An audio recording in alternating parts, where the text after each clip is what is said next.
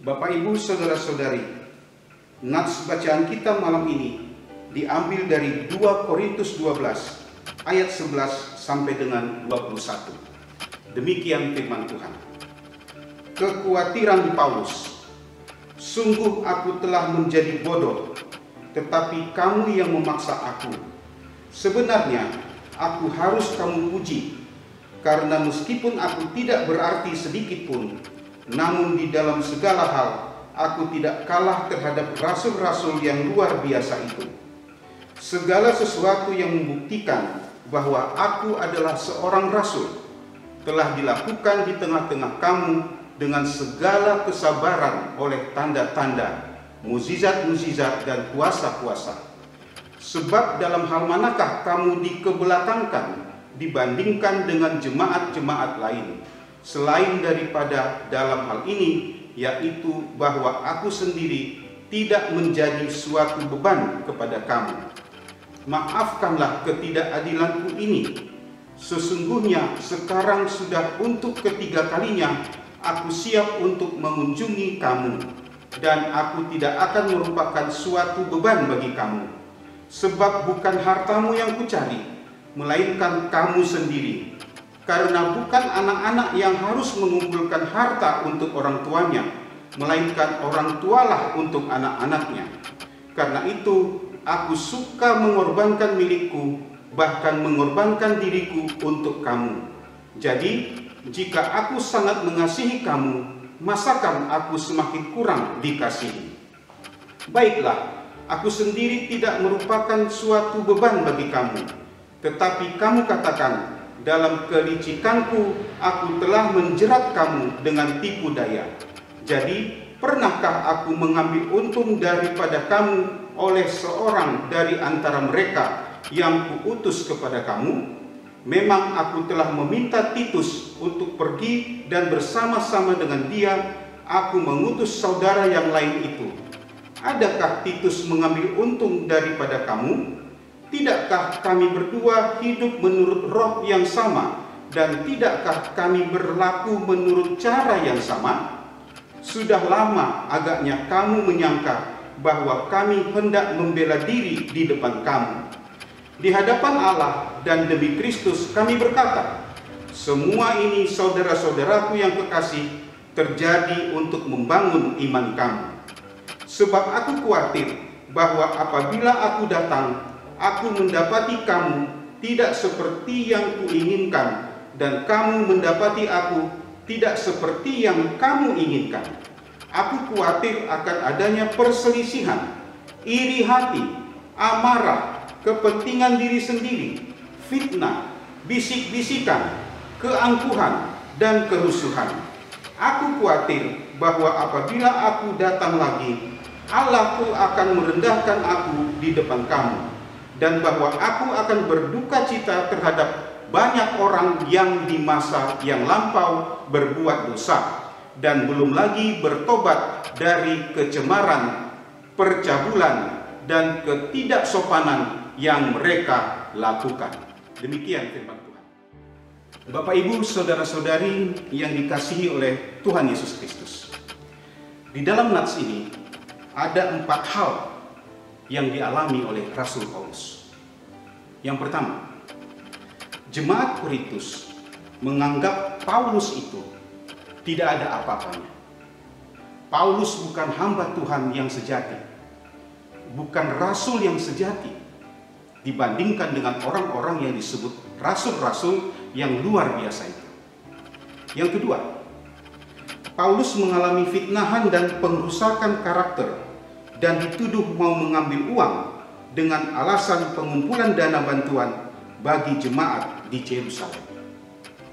Yang ketiga, jemaat Korintus yang lain hanya diam saja dan tidak membela Paulus. Karena itulah Paulus menegur mereka dengan tajam.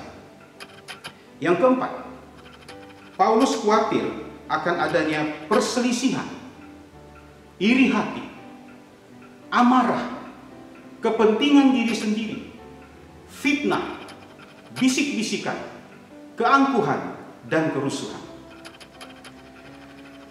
Bapak, Ibu, saudara-saudari yang dikasihi oleh Tuhan Yesus Kristus, pada malam hari ini, kiranya firman ini menjadi penghiburan bagi kita, setiap anak Tuhan yang sedang mengalami tekanan yang berat dalam pelayanan, baik dalam melayani Tuhan maupun melayani pekerjaan Tuhan, kepada jemaat, masyarakat, maupun dalam pemberitaan kabar baik.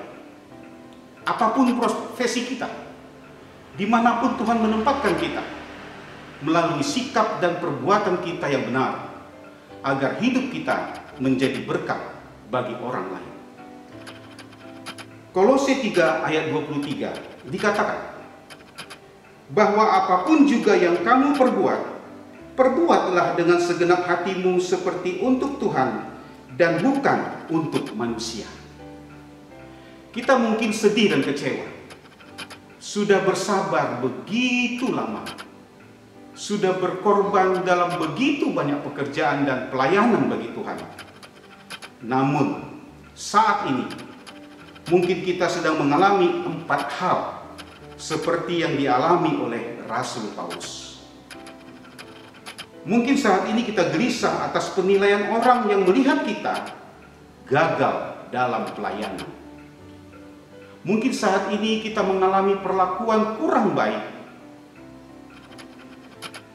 terhadap orang-orang yang memang menganggap bahwa kita itu memiliki karakter yang salah dan licik di dalam pelayanan. Mungkin kita sedih karena orang-orang yang sudah tidak mengingat apa yang sudah kita kerjakan bagi mereka dan berkat pelayanan yang mereka terima. Kita juga sedih dan merasa apa yang kita lakukan selama ini sia-sia adanya. Bapak, Ibu, saudara-saudari yang dikasihi oleh Tuhan Yesus Kristus, jikalau kita mengalami keempat hal ini, biarlah firman Tuhan hari ini menjadi kekuatan, penghiburan, dan berkat bagi kita.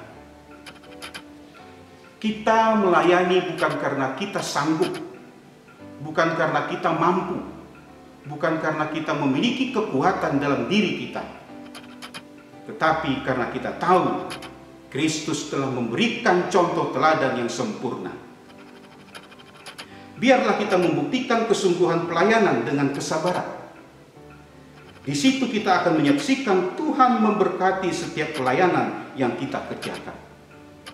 Ada buah dan hasil, dan ada orang-orang yang mengalami perubahan. Jangan menjadi lelah dan mundur karena banyak tantangan dan pergumulan yang kita hadapi. Jangan juga kita itu menjadi orang yang tidak setia kepada Tuhan kita. Biarlah kita kerjakan dan lakukan ini semua bukan untuk keuntungan diri kita, tetapi semata-mata hanya bagi Allah yang kita sembah dan kita muliakan. Ia yang kita layani di dalam seluruh aspek hidup kita. Kiranya Tuhan memimpin hidup setiap kita sebagai individu maupun komunitas gereja, supaya kita saling menguatkan satu dengan yang lain, saling memberikan penghiburan satu dengan yang lain, dan di dalamnya kita melayani Tuhan dengan tulus, dengan jujur, dengan murni. Jadikanlah Tuhan yang paling agung dan paling utama dalam hidup kita, karena kita tahu segala sesuatu yang ada di dalam hidup kita semata-mata hanyalah kasih karunia dan berkat Tuhan yang luar biasa. Mari hari ini, malam ini, firman Tuhan mengajak kita untuk tidak membiarkan tekanan hidup mengubah prinsip dalam pelayanan kita. Mari kita doakan agar para hamba Tuhan yang dalam melaksanakan tugasnya bertarung dengan berbagai pengajaran yang berusaha mencengkeram pemikiran umat yang dia layani. Karena dia harus melindungi umat Tuhan dari berbagai ajaran sesat. Tuhan memberkati kita. Amin. Mari kita bersatu di dalam doa. Bapa yang Maha Kasih, terima kasih atas tuntunan dan penyertaan-Mu, sehingga renungan malam ini dapat dilaksanakan dengan baik. Sebentar lagi kami akan istirahat. Berkatilah istirahat kami malam ini, sehingga besok hari kami bangun dalam keadaan sehat dan semangat untuk beraktivitas, melayani dan memuliakan Engkau. Hapuskan segala dosa dalam perbuatan kami, agar kami layak menerima berkat-Mu. Di dalam nama anak-Mu Yesus Kristus, kami sudah berdoa dan mengucapkan syukur. Amin. Bapak, Ibu, Saudara-saudari, terima kasih.